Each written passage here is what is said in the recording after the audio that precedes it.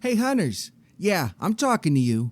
Are you tired of being known as the squishy class and just want to be loved for more than your tethers and celestial nighthawks? Luckily for you, I got a tanky stasis build that'll do just that. It's so good that even the exo stranger will start looking at you like a delicious cupcake. You must give in. So if you're all about DPS, crowd control, and being your own Titan bubble, then you're in the right place.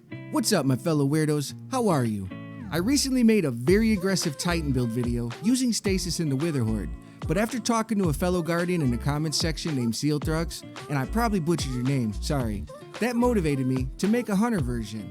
So as a Titan main, I did the first logical thing I could think of that didn't involve snorting crush crayons off Ada1's butt cheeks.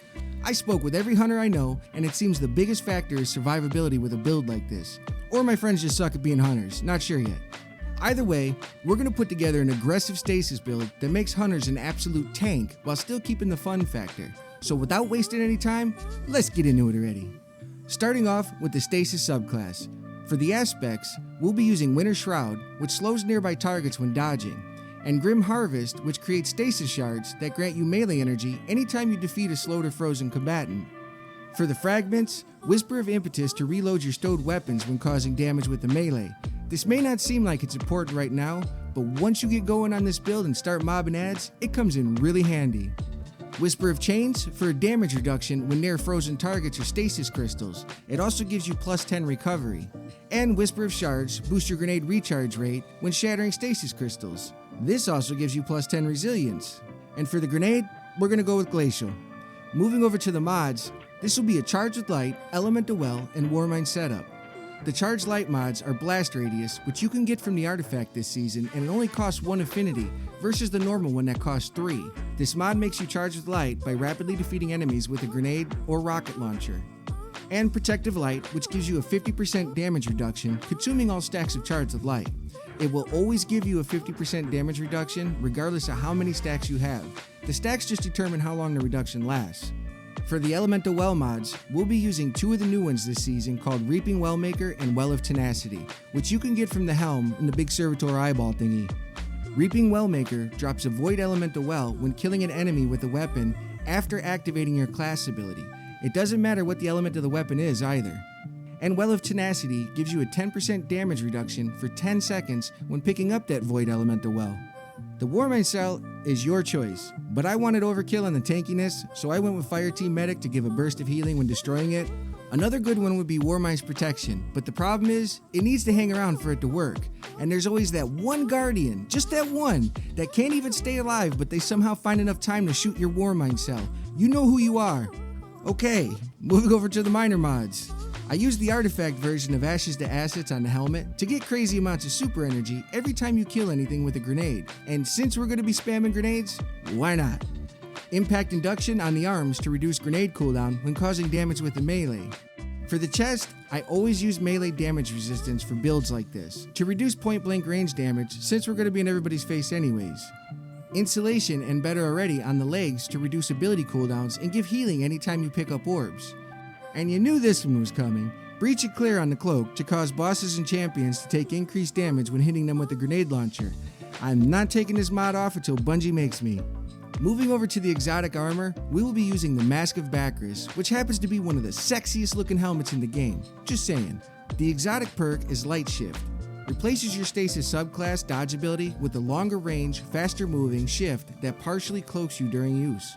After shifting, your arc weapons deal increased damage to combatants for a short time, and you deal increased damage to all slowed or frozen combatants.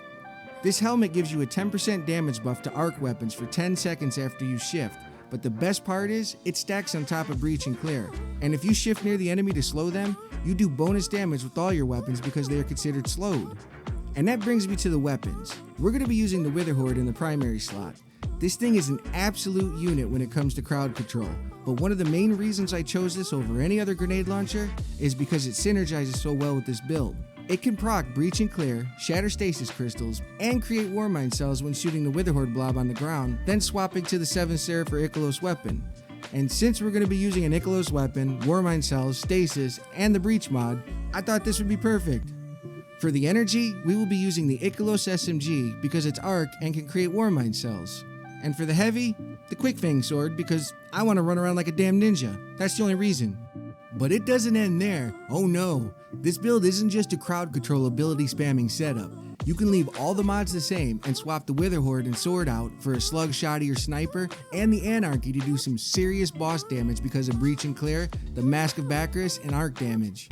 I used this build from beginning to end in the Vault of Glass and swapped weapons out for Atheon, and it worked like a champ.